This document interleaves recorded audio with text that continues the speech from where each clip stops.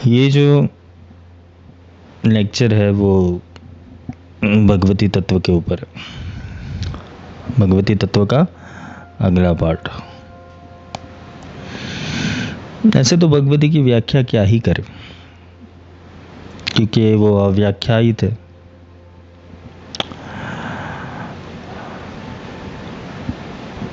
हम जब भगवती को या हमारे देवताओं को हर एक अलग अलग स्वरूप में देखते हैं, क्योंकि हमारे लिए परमात्मा हर जगह है। हम सनातनी हैं, और सनातनी का मतलब यही होता है कि उसके लिए परमात्मा अत्र तत्र सर्वत्र है। पर ये एक माया जाल है, और माया जाल एक ऐसी चीज है कि जहां भेद कर पाना मुश्किल है कि असुरत्व क्या है और देवत्व क्या है। क्योंकि असुर भी शक्ति तो 3 गुण से ही लेते हैं, और देवता भी शक्ति 3 गुण से ही लेते हैं। ये 3 गुणों की प्रधानता इतनी है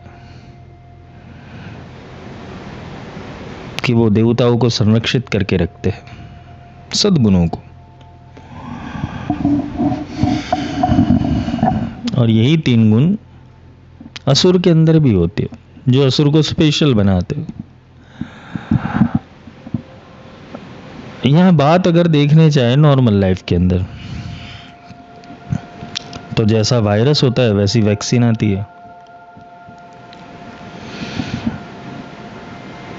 पहले वायरस को आइडेंटिफाई किया जाता है, वायरस कैसा है,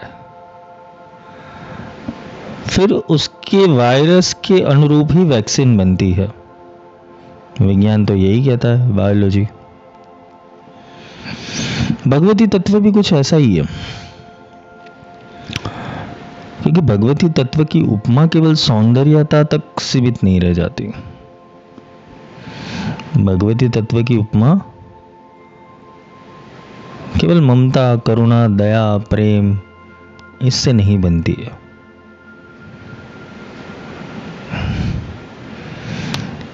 भगवती के वो भी गुण है। भगवती के जो मुख्य गुण है, उसमें पहला गुण है एकाग्रता।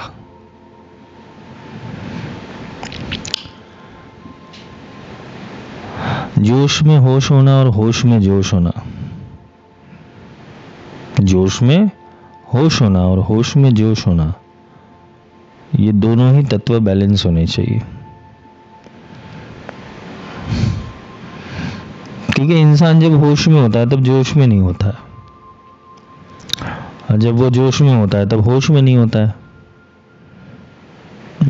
देवता और असुरों के बीच यही तो द्वंद्व है कि दुर्गुण इंसान के जोश में निकलते हैं और सद्गुण इंसान के होश में निकलते हैं। तो सद्गुण भी वही शक्ति से चल रहा है और दुर्गुण भी वही शक्ति से चल रहा है। जब तुम अपने दुर्गुणों के ऊपर होश में आ जाते हो और उसको दुर्गुणों को अच्छी तरीके से इस जगत के अंदर व्याप्त करना चाहोगे, वो दुर्गुण भी तुम्हारे लिए सद्गुण हो जाएंगे। मैंने तमस के पार के ऊपर इसका लेक्चर किया हुआ है। क्योंकि अहंकार ही देवताओं को जन्म देता है और अहंकार ही असुर को जन्म देता है। क्योंकि कोई पूर्ण वैरागी होगा नहीं, और वैराग्य युक्त जीवन जीने के बाद भी कोई इच्छा तो इंसान के अंदर अवश्य रह जाती है, और वो इच्छा के कारण उसका बार बार जन्म होता है।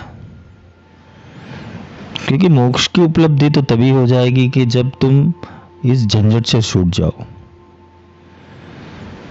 तुम सद्गुण और दुर्गुण के बीच के युद्ध के ऊपर चले जाओ। क्योंकि हम यहां समझना चाहते हैं भगवती तत्व को।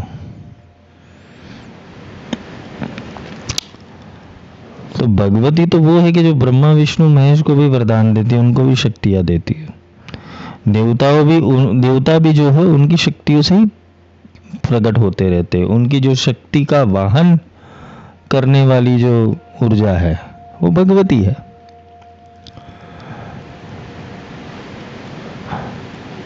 क्योंकि अगर हम भगवती के तत्व के अंदर जाए, चाहे वो ललिता हो या दशमा विद्या में कोई भी देवी हो या नव दुर्गा की देवी हो,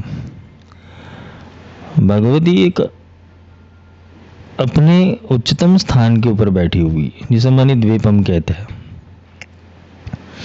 अगर तुम ललिता सहस्त्र नाम के अंदर गए और ब्रह्मांड पुराण के अंदर गए या देवी भागवत में गए, वहां ब्रह्मांड पुराण देवी भागवत जो भी ये रहस्य बताए गए हैं भगवती के, भगवती का निवास स्थान, मां भुवनेश्वरी का निवास स्थान, तो वहां पर अनेकों देवियां, जैसे विष्णु लोक में सारे विष्णु ही हैं, ब्रह्म लोक में सारे ब्रह्मा ही हैं, शिवलोक में सारे शिवगण ही हैं, वैसे देवी के लोक के अंदर सारा जो भी है वो देवी तत्व से ही बना हुआ है और हर एक की कार्यशैली अलग है।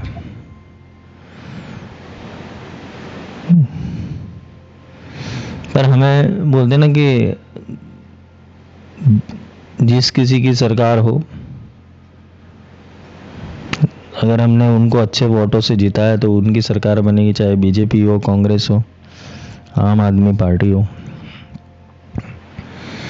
वैसे ही हम जिस गुण को प्रधानता देंगे वही गुण के अंदर हमारा ट्रैवलिंग होगा, सीधी सी बात है। यहाँ जो लोकायत जिसे बोलते हैं, यानी कि लोगों की मान्यता है, एक लोगों की मान्यता है और एक लोगों की मान्यता है, दोनों में ही इंसान फंस जाता है। क्योंकि भगवती तत्व में होते हुए भी तत्वातीत है। शक्ति किसी के नीचे काम नहीं करती, शक्ति सबके ऊपर काम करती है, क्योंकि शक्ति से ही सब बना हुआ है।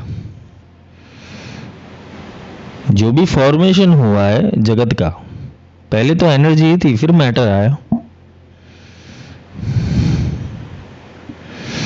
क्योंकि तुम्हारे अंदर जो भी शक्तियां चल रही है, चाहे वो जैविक शक्ति हो, काम शक्ति हो, उत्साह शक्ति हो, प्रेम शक्ति हो, किसी भी गुण की शक्ति हो, वो शक्ति तो है। ये शक्ति जब निकल जाती है तब देह पार्थिव हो जाता है। किसी भी चीज से शक्ति निकाल लो, वो निष्क्रिय हो जाएगा, निष्प्राण हो जाएगा। वैसे शक्ति पूरे ब्रह्मांड की, जितने भी ब्रह्मांड, ऐसे तो पुराणों के अंदर बोला गया हुआ 88,000 कॉस्मोस है, वो सारे कॉस्मोस का वहन किसी एक सेंटर पॉइंट के ऊपर से होता है, वो है शक्ति से। अब वही शक्ति अगर तुम्हारे हाथ में आ गई तो तुम सारे ब्रह्मांड को जान पाओगे, ब्रह्मांड में अवतारवाद को भी जान पाओगे। क्योंकि कर्म का साइकिल जब बना तो वहां देवता भी अछूत नहीं रहे, क्योंकि भगवान को भी सर्जन करने के लिए कर्म के साइकिल में तो आना ही पड़ा। चाहे वो विष्णु ही क्यों ना हो, ब्रह्मा ही क्यों ना हो, शिव ही क्यों ना हो, उनको भी कर्म साइकिल को तो अपनानी ही पड़ी। कर्म से विमुक्त नहीं है, कर्म से एक ही तत्व विमुख है, जो है शक्ति। शक्ति एक रॉ मटेरियल है, रॉ फॉर्म है एनर्जी का। ऐसा समझ लो कि उससे तुम कुछ भी बना सकते हो, और उसको बनाने के लिए तुम्हारे भीतर के तत्व ही लगते हैं। हमने अपने आप की बायोलॉजी को नहीं समझा, हमने अपने आप के जैविक रसायनों को नहीं समझा, हमने अपने मनोविज्ञान को नहीं समझा, हमने हमारे भावों को नहीं समझा, हमारे वाइब्रेशंस को नहीं समझा। हमारी गलतियां वहां पर हो रही है, क्योंकि हम किसी चीज को समझने के लिए उसके सूक्ष्मतम स्तर के ऊपर नहीं जाते। खोजी होगा, एक वैज्ञानिक बुद्धि वाला होगा, वो डेप्थ में जाएगा और खोज निकालेगा। और जिसके हाथ में ये डोरी आ गई, जिसके हाथ में ये तत्व आ गया, तो वो सारे तत्वों को चला सकता है। चाहे ब्रह्मा भी हो क्यों ना हो, शक्ति भी क्यों ना हो, शिव भी क्यों ना हो, विष्णु भी क्यों ना हो, देवतागण भी क्यों ना हो, असुर भी क्यों ना हो, वो सारे तत्वों को अपनी नियमन शक्ति के अंदर ले आता है। वो गुणों को प्राधान्य नहीं देता, फिर वो शक्ति को प्राधान्य देता है। क्योंकि गुणों को अगर प्राधान्यता दी तो गुण अपने हिसाब से कुछ ना कुछ अलग चीजें बनाता रहेगा, और शक्ति को प्राधान्यता दी तो शक्ति केवल बना के छोड़ देगी, उसमें फिर उसका वास नहीं होगा। जैसे नदी का काम है बहना, जब वो अपने उफान के ऊपर आती है तो सारे बांध तोड़ देती है, फिर वो पलट के नहीं देखती। तो शक्ति का कुछ ऐसा ही नेचर है।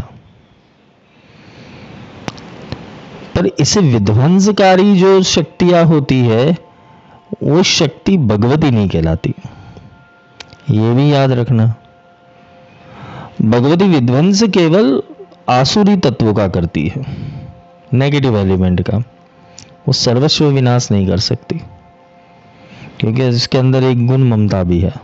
यानी स्वतंत्रता और स्वच्छंदता, ये दोनों तत्वों के भीतर बहुत बड़ा रहस्य छुपा हुआ है।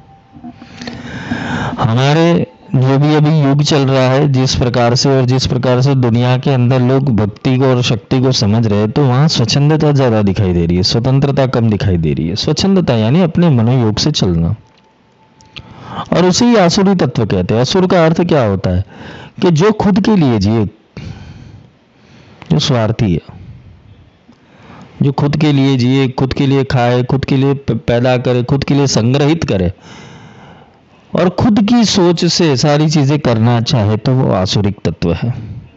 चाहे उसके अंदर सारे सद्गुण ही क्यों ना हो, अच्छे संस्कार वाला इंसान ही क्यों ना हो,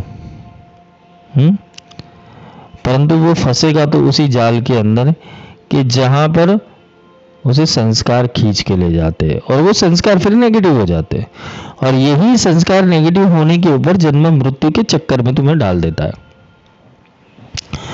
अब रही बात भगवती तत्व की, तो भगवती तत्व इन सबसे ऊपर है,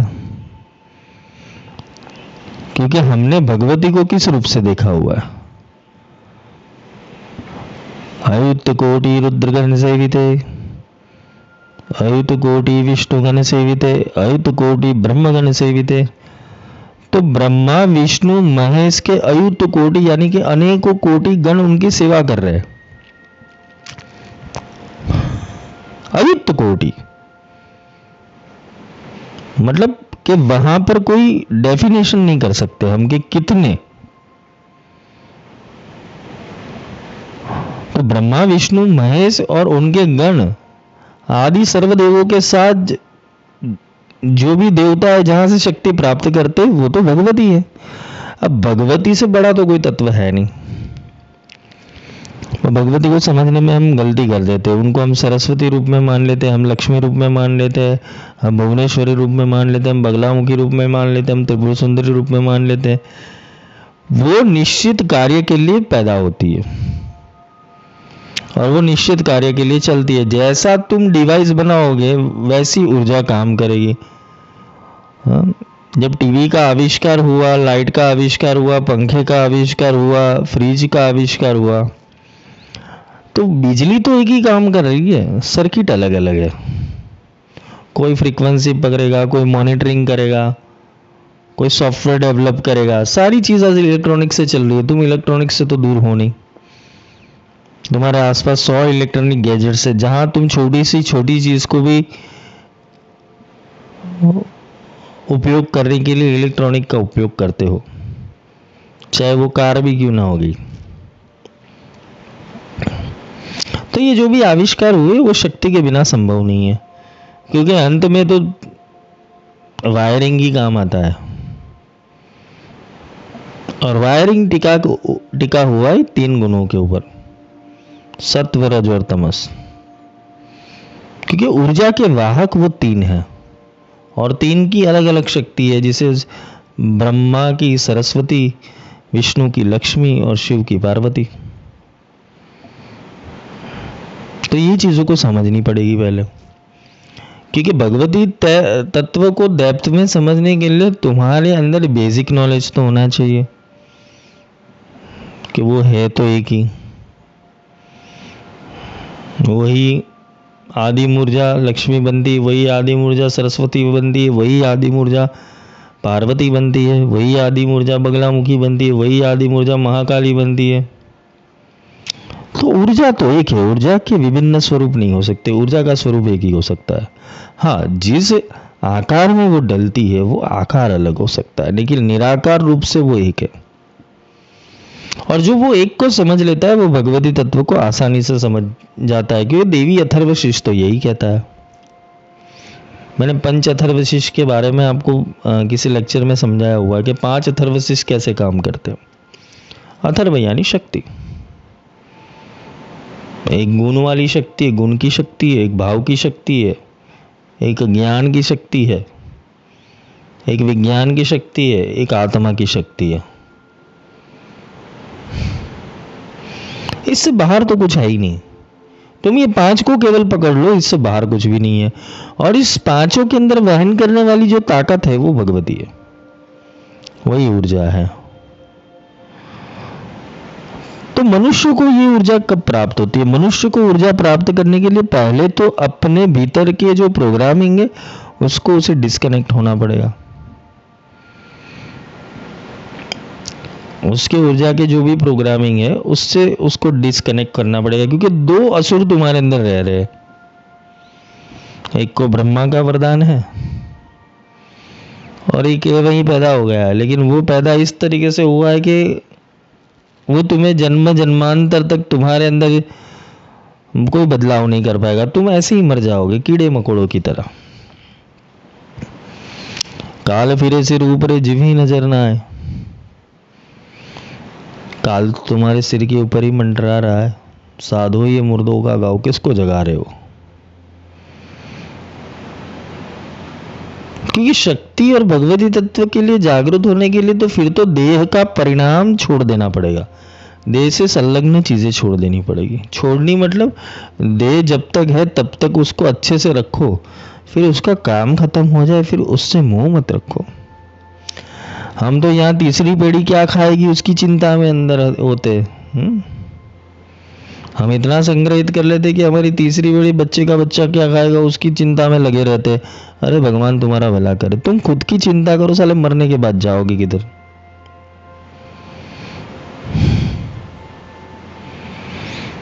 अगर तुम्हें इतना समझ में आ गया तो तुम शक्ति के दायरे के अंदर प्रवेश कर पाओगे। अगर तुम्हें सच में आत्मज्ञान चाहिए, तुम्हें सच में आध्यात्मिकता का मूल्य समझना है, तो अपने आप को मृत घोषित कर दो। तुम शरीर से मृत हो जाओ, मन से मृत हो जाओ, बाकी जो बचा वो तुम्हारा सत्य।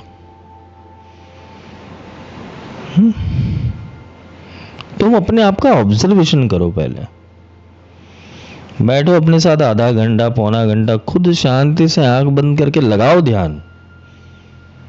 ध्यान लगाने की जरूरत यह है कि तुम क्या नहीं हो। पहले तो ध्यान में ये आना चाहिए कि तुम क्या नहीं हो। तुम ना मन हो, ना इंद्रिय हो, ना देह हो। निर्वाण अष्टकम के अंदर मैंने समझाया हुआ है। ना अहंकार हो, ना चित्त हो, ना जन्म हो, ना मृत्यु हो। ये सब काल के अधीन है। एक होता है काल और एक होता है मन। काल का डिवाइस मन है और मन का सेंसर पॉइंट तुम्हारी इंद्रिया है। वो इंद्रिय विषयों से आसक्त होकर तुम्हें यहाँ जागने नहीं देगी, तुम्हें डिस्कनेक्ट नहीं होने देगी, तुम्हें अनप्लग नहीं होने देगी, और तुम्हें फंसाने के लिए बनाया हुआ है पूरा मायाजाल कि तुम आत्मा के संस्कार के ऊपर पहुंचे नहीं। तुम्हारे सामने अकारांत प्रकारांत के देवी देवता रिचुअल्स सब खड़े कर दिए गए हैं ताकि तुम आत्मा तक ना पहुंचो।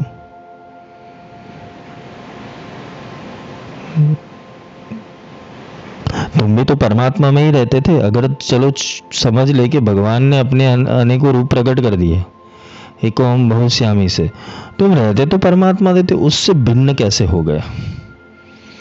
और उसके अंदर इतनी सारी शक्तियां, तुम्हारे अंदर बिल्कुल भी शक्ति नहीं है। मतलब कि तुम अपने स्वरूप को ही पुकार रहे हो अपने को सही करने के लिए। मतलब तुम अपने धर्म को नहीं जानते हो। तुम्हारा बेसिक इंस्टिंक्ट ही क्लियर नहीं कि तुम हो कौन। तो भगवती तत्व तो दूर हो गया तुमसे। भगवती तत्व तो उसके अंदर प्रकट होता है कि जो सारी चिंता छोड़ के केवल अपने भीतर एकाग्रता से बैठ जाए, अपने आप के अंदर लौ लगाए, पहले अपनी जागृति के लिए दौड़े।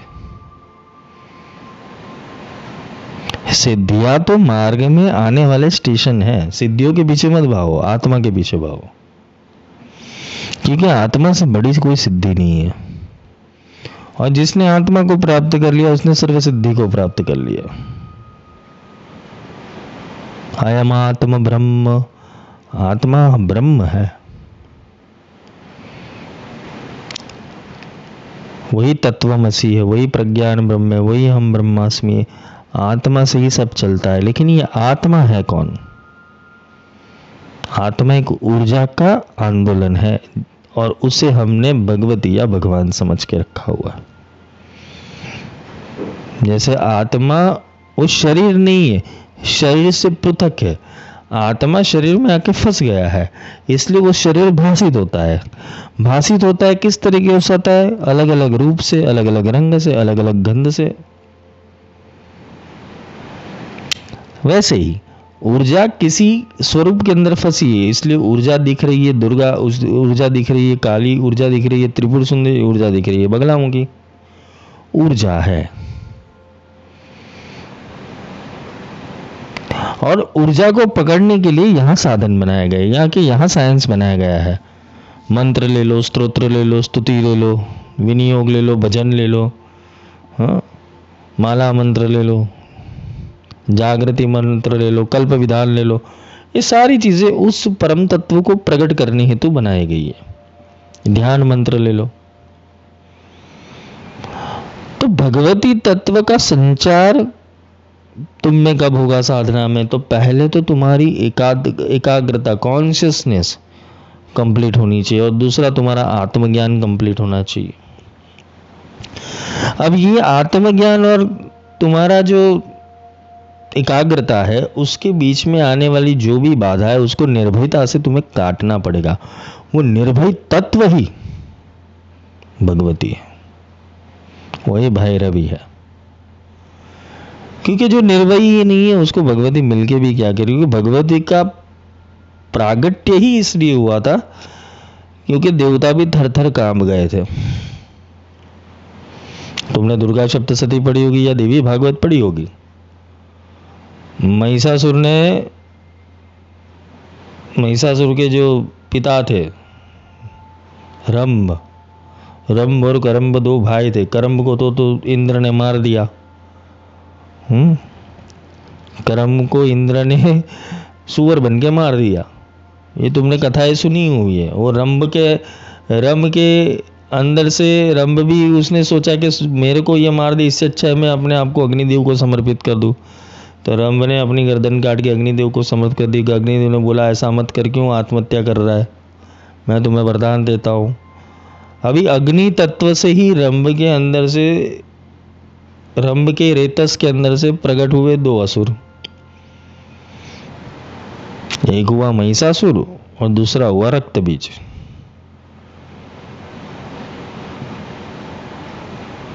और महिषासुर ने तपस्या की और तपस्या करने के बाद बोल दिया कि क्या चाहिए। तो महिषासुर को वरदान मिला कि मैं अमर होना चाहता हूँ, मैं मरना नहीं चाहता हूँ। तो महिषासुर यानी तुम्हारा मन और रक्त बीज यानी तुम्हारे संस्कार, ये मन और संस्कार दोनों पैदा हो गए तुम्हारे अंदर। किससे? तमस गुण से, असुरत्व से। ये किसी का संकल्प है, समझ लो। तुम्हारे ऊपर किसी के संकल्प काम कर रहे हैं। तुम अभी जो भी कुछ हो ना, वो किसी के संकल्प की वजह से हो। चाहे वो तुम्हारे माता पिता के संकल्प हो, तुम्हारे भाई बहन के संकल्प हो, तुम्हारे पति पत्नी के संकल्प हो, तुम्हारे मित्रों के संकल्प हो। तुम जो भी अब जिस स्थिति के अंदर हो, संकल्प विज्ञान के अनुसार तुम्हारे अंदर संस्कार जनित हो गए। वो किसी ना किसी के संकल्प से तुम चल रहे हो। और गुरु आता है, सारे तार काटता है। गुरु का काम है, अगर तुम्हें सच में परमात्मा चाहिए, भगवती तत्व चाहिए, मोक्ष चाहिए, वो काटने बैठ जाता है सारे, वो सारे तार काटता है। तार काटने का अर्थ नहीं होता कि तुम्हें डिटेचमेंट करवा दे उनसे, तुम्हारा आसक्ति छुड़वा दे, क्योंकि तुम रक्त बीज बन के वापस पैदा हो जाओगे।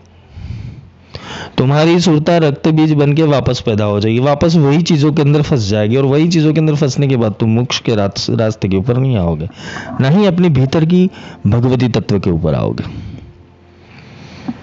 यही होता है तुम्हारे साथ। क्या होता है, तुम जो जो भी इच्छा करते हो, यम यम चिंतयते कामं तम तम प्राप्नोति निश्चितम, पर ये कामना कैसे करनी है तुम्हें आती नहीं है। इसमें तुम सही मायने में सही नहीं उतरते, और तुम्हारी भक्ति यहाँ खोखली हो जाती है, क्योंकि तुम्हें अपने संस्कार काटने ही नहीं है, तुम्हें अपने रक्त बीज को काटना ही नहीं है। तो भगवती तत्व समझने के लिए तो पहले उनकी उत्पत्ति कैसे हुई वो समझनी जरूरी है। उत्पत्ति तो आदि अनादि है। वो महामाया भुवनेश्वरी, महामाया त्रिपुर सुंदरी के रूप में मणि द्वीप के ऊपर बैठी हुई है, लेकिन जगत के अंदर उसका क्या कारण बना आने के लिए, तो ज्यादा असुरों की उत्पत्ति हो गई, और असुर ज्यादा बलवान हो गए, जो इंद्र को मार के भगा दिए वहां से। या इंद्र, वरुण, कुबेर, यम, उनके गण, उनकी करोड़ों की सेना, हाँ, और इधर महिषासुर अकेला, मन अकेला, उसने करोड़ों अपने तत्व पैदा किए। और रक्त बीज को तो ऐसा था कि एक काटो तो दूसरा निकले, दूसरा काटो तो चार और निकले, यानी संस्कार को काटते जाओगे और संस्कार निकलेंगे तुम्हारे अंदर। ये रक्त बीज तुम्हारे भीतर मरने वाला नहीं है। फिर सारे देवताओं ने क्या किया, सारे देवता गए ब्रह्मा जी के पास, ब्रह्मा जी ले गए विष्णु जी के पास, विष्णु जी ले गए शिव जी के पास, शिव जी ने बोला मैं ध्यान करता हूं। किसका ध्यान? भगवती का। और शिव जी ने अपने भीतर से शक्ति पुंज निकाल के डाला, विष्णु ने अपने भीतर से शक्ति पुंज डाला, ब्रह्मा ने अपने भीतर से शक्ति पुंज डाला, सारे देवताओं ने अपने भीतर से शक्ति पुंज डाला। वहां अनेकों दिव्य रूप धारण करने वाली मां महामाया जगदम्बा भगवती अम्बा का प्रागट्य हुआ, दुर्गा का प्रागट्य हुआ। मतलब तुम्हारे सद्गुणों से ही तुम्हारे देवताओं का प्रागट्य होगा। ये तुम्हारे भीतर का जो आंतरिक युद्ध चल रहा है मन और संस्कार के विरुद्ध, ये तो जो आध्यात्मिक प्रणाली के अंदर आएगा वही जीत पाएगा। हाँ, ऐसे तो महिषासुर की तुम वार्ताएं सुन लो, हर नवरात्रि के अंदर बेचारा महिषासुर मरता है, हर दशहरा के ऊपर रावण मरता है, पर क्या सच में मर गया तुम्हारे अंदर? तुम्हारे संस्कार तुम्हें ही नहीं पता होगे, वो तो गुरु को पता चलते हैं। आईना वो गुरु होता है ना, देखते हैं किधर फंसा हुआ है, सत्व में फंसा है, रजस में फंसा है, तमस में फंसा है, किधर फंसा हुआ है ये। रक्त बीज वधे देवी चंड मुंड विनाशिनी। तो भगवती तो रक्त बीज को, संस्कार को भी काट देती है।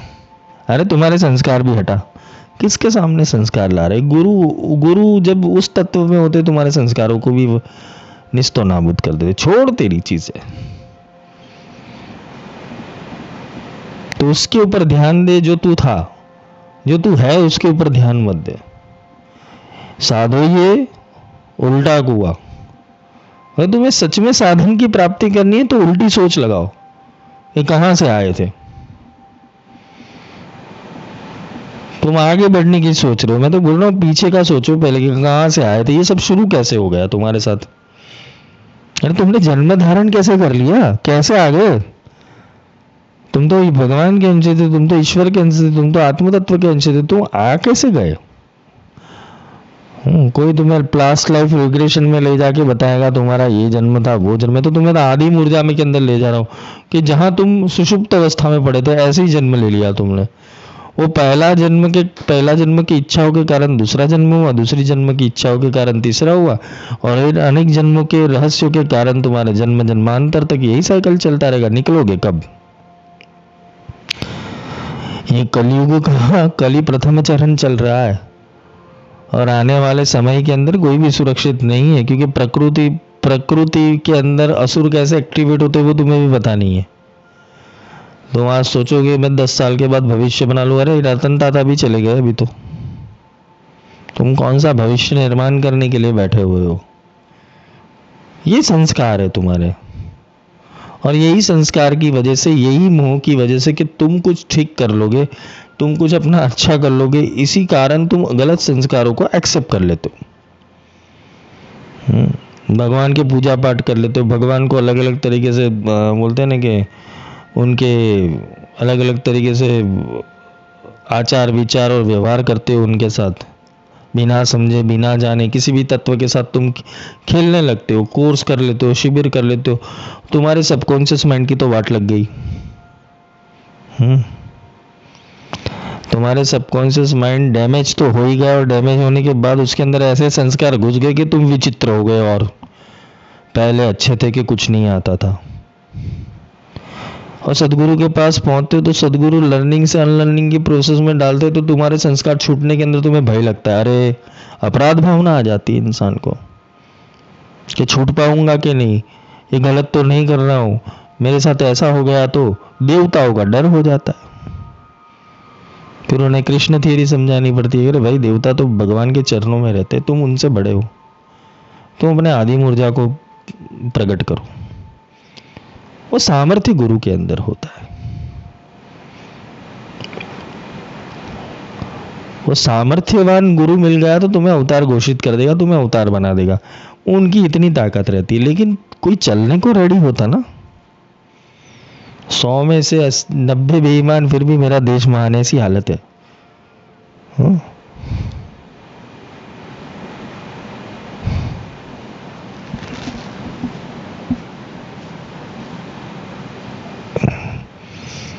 बेईमानी अपने आत्मा से तुम कर रहे हो, दूसरा बेईमानी सत्य धर्म से कर रहे हो, तीसरी बेईमानी तुम अपने गुरु से कर रहे हो, चौथी बेईमानी खुद से कर रहे हो।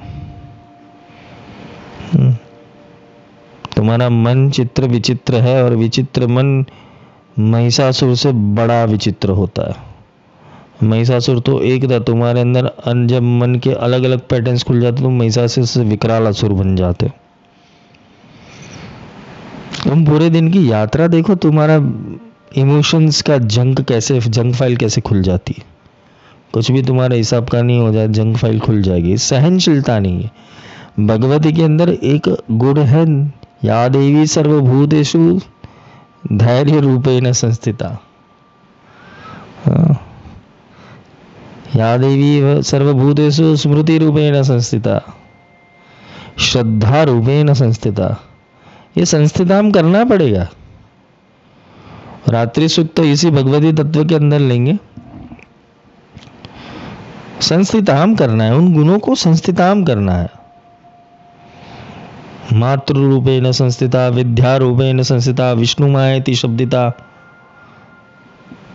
नमस्तस्ये नमस्तस्ये नमस्तस्ये नमो नमः। सर्वभूतेषु या देवी, हे देवी, सर्वभूतेषु, सर्वभूतों में से मुझे इस तत्व की प्राप्ति करवाओ।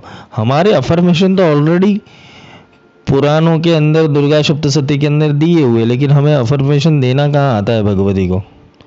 अर्गला स्तोत्र करना है, किलक स्तोत्र करके क्या करोगे, पंडित बन के। कभी कभी मूर्खों की चाल देख के विचलित हो जाता हूँ कि चलो शास्त्र भी पढ़ना है, किसी योग्य गुरु से पढ़ो, योग्य समझ लेके करो। अकारांत प्रकारांत के कर्मकांड करके बस अपने सबकॉन्शियस माइंड को भरने की काम कर रहे हो, ये खाली नहीं होगा कभी। और जब तक ये सारी चीजें खाली नहीं होगी तुम सत्य के करीब नहीं पहुंच पाओगे, तुम वो भगवती तत्व के करीब नहीं पहुंच पाओगे। तो भगवती तत्व ने आकार वहां से लिया जब सारे देवताओं ने अपने भीतर से तत्व को पुकार के वो तत्व का महापुंज क्रिएट किया। तुम्हारे सारे सद्गुणों को एकत्रित करना पड़ेगा, तब जाके दुर्गा प्रकट होगी, अम्बा प्रकट होगी, ललिता प्रकट होगी, बगलामुखी प्रकट होगी। सारे सद्गुणों को एकत्रित एक जगह के ऊपर एकाग्र रूप से क्रिएट करना पड़ेगा। एक भी दुर्गुण नहीं चाहिए, ना संशय चाहिए, ना तुम्हारे भीतर अश्रद्धा चाहिए, ना तुम्हारे भीतर संताप चाहिए, ना तुम्हारे भीतर विषाद चाहिए, ना तुम्हारे भीतर दुख चाहिए। तुम आत्मा की सत्यता के ऊपर जीने वाले होने चाहिए, तब जाके भगवती तुम्हें मिलती है। जो कफन बांध के निकलता है वही वीर कहलाता है, और वीरों के ऊपर ही भगवती बैठती है, सिंह के ऊपर भगवती बैठती है। जब सारे देवता भगवती को कोई ना कोई तत्व दे रहे थे तो हिमालय ने सिंह दिया था। उसका अर्थ क्या होगा? हिमालय ने सिंह दिया, समुद्र ने भगवती को साड़ी दी थी।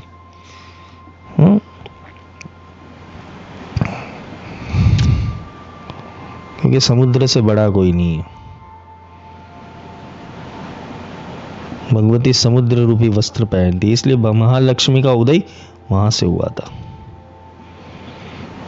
हिमालय ने सिंह दिया, अर्थात हिमालय का अर्थ क्या होता है कि जो स्थिर मन वाला है, शांत मन वाला है, पर गंभीर है, एकाग्र है, वीर है, दहाड़ने वाला है, उसके ऊपर भगवती बैठती है। यहाँ तुम जाप कर रहे हो बगलामुखी की और रात को कुछ आवाज आ गई पायल की, किसी ने तुम्हें 2 धमकियां दे दी, तुम डरने वाले हो, तो तुम्हारा कुछ कल्याण नहीं होगा।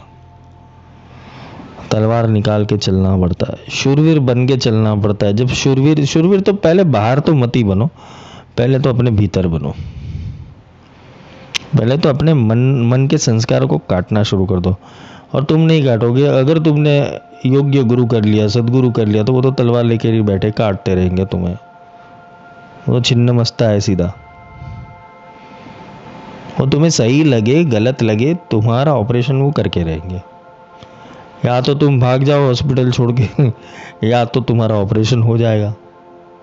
गुरु के पास भी धैर्य रखना पड़ता है। ये गुरु के भीतर 2 ही तत्व है, शक्ति और शिव। वो ज्ञान भी देते हैं और अपनी शक्ति संचालन करके तुम्हारे भीतर के अवगुण भी काटते, तुम्हारे भीतर के परमात्मा को निखारते। वो दंडनायक है। मां बगलामुखी दंडनाथा है, दंडनायिका है, वो दंड देते हैं। कभी कभी गुरु उद्दंड भी हो जाते। उद्दंड का अर्थ होता है चित्र विचित्र, तुम्हारे सामने ऐसे वर्तन करेंगे कि तुम्हारे भीतर जैसे ही मन देखा वो मारने दौड़ेंगे तुम। हर एक नेगेटिव बात के ऊपर टोकेंगे। वो तुम्हारे लिए पॉजिटिव होगी, उनके लिए नेगेटिव होगी, तो टोकेंगे तुम्हें। उससे तुम्हारे अंदर संस्कार प्रकट होंगे। गुरु कड़वी दवा माही पिलाती है, वैसे गुरु कड़वे घुट तुम्हें पिलाता है। खुद खराब बन के तुम्हें अच्छा बनाने की कोशिश करते कि तुम कहीं चारित्र का निर्माण कर लो। जो गुरु अपने शिष्य को डांट नहीं सकता वो गुरु बनने के काबिल नहीं, और जो शिष्य अपने गुरु की डांट नहीं खा सकता वो शिष्य बनने के काबिल नहीं। डांटने का अर्थ ये नहीं होता है कि वो तुम्हें नापसंद करते। डांटने का अर्थ ये तुम्हारे भीतर संस्कार गलत पड़े हुए, वो रक्त बीज वधे देवी चंड मुंड विनाशिनी, वो कालिका बन जाते हैं वहां पर। वो तुम्हारे संस्कारों को तहस नहस कर देते और तुम्हें एक ऊर्जावान सूर्य बनाते। भर्गो देवस्य धीमहि, वो भर्गो देवस्य यानी सूर्य जितना तेजस्वी ज्ञान तुम्हें दे देते हैं, जिसे आत्मज्ञान कहते हैं। और फिर तुम्हारे भीतर से वो भगवती और भगवान का आकार शुरू होता है। तुम अपने शक्तियों को पहचान लेते हो, तुम अपने सद्गुणों को पहचान लेते हो, तुम अपनी निर्णय शक्तियों को पहचान लेते हो, तुम अपने जीवन के अंदर भाव को पहचान लेते हो, गुण को पहचान लेते हो, मन को पहचान लेते हो, इंद्रियों को पहचान लेते हो। तुमने जितने भी तपस्वी लोगों को देखा, चाहे वो असुर रूप में थे, देवता रूप में थे, बालक रूप में थे, इंद्र परेशान करने आ जाता था उनको। यहाँ तक नर नारायण ने तप किया था बद्रीनाथ के अंदर, वहां पर भी वो परेशान करने के लिए आ गए थे। इंद्र का काम है कि उसका इंद्रासन नहीं जाना चाहिए। वैसे ही हालत होती है तुम्हारी कि तुम जब सही मार्ग में आते हो तुम्हें मन परेशान कर देगा। तुम्हारे आसपास गतिविधियाँ परेशान कर देगी। तुम पुराने संस्कारों को छोड़ नहीं पाओगे और गुरु बोलेगे छोड़ दे छोड़ दे छोड़ दे, क्योंकि छुड़वाने का काम ही गुरु का है, पकड़ाने का काम गुरु का नहीं है। जो गुरु तुम्हें पकड़ा देते कुछ ना कुछ चीज़, बराबर है, तो वो तो तुम्हें संस्कार में डालेंगे। गुरु छुड़वाने वाला होना चाहिए। बंदे को बंधा मिला छूटे कौन उपाय, कर सेवा निर्बंध की जो पल में देते छुड़ाई। जो खुद बंधा हुआ है तुम्हें बंधन में डालेगा, और जो खुद निर्बंध है, जो छुटा हुआ है, वही तुम्हें छुड़ा सकेगा। भगवती स्वतंत्र है, भगवती तत्व स्वतंत्र है, स्वच्छंद नहीं है, स्वतंत्र है। देव कार्य समुद्यता, चिदग्नि कुंड संभूता देव कार्य समुद्यता, वो देवताओं के कार्य के लिए नीचे आती है। उनका पुकार सद्गुणों के कारण होता है, क्योंकि ये महिषासुर तुम्हारा मन और रक्त बीज तुम्हारे संस्कार, ये दोनों को मारना जरूरी है। तभी जाके विजयादशमी बनेगी और तभी जाके तुम्हारी महाअष्टमी बनेगी। तो आज के लिए भगवती तत्व के लिए इतना ही। भगवती तत्व के अगले पार्ट के अंदर हम रात्रि सूक्त समझेंगे, बहुत अच्छा अरगला और रात्रि सूक्त, अगर समय मिला तो किलक भी समझाएंगे। दुर्गा सप्तशती एक बहुत अच्छा व्याख्यान है। तुम लोगों ने बीजोक्त दुर्गा सप्तशती कर ली, श्लोकात्मक दुर्गा सप्तशती कर ली, लेकिन समझे ही नहीं हो। समझना जरूरी होता है। मंत्र मत करो, पहले समझ लो। तुम्हारे वाइब्रेशन पहले सही कर लो, फिर मंत्र करो। फिर एक ही बार मंत्र बोलना है, 1.25 लाख बार नहीं बोलना है।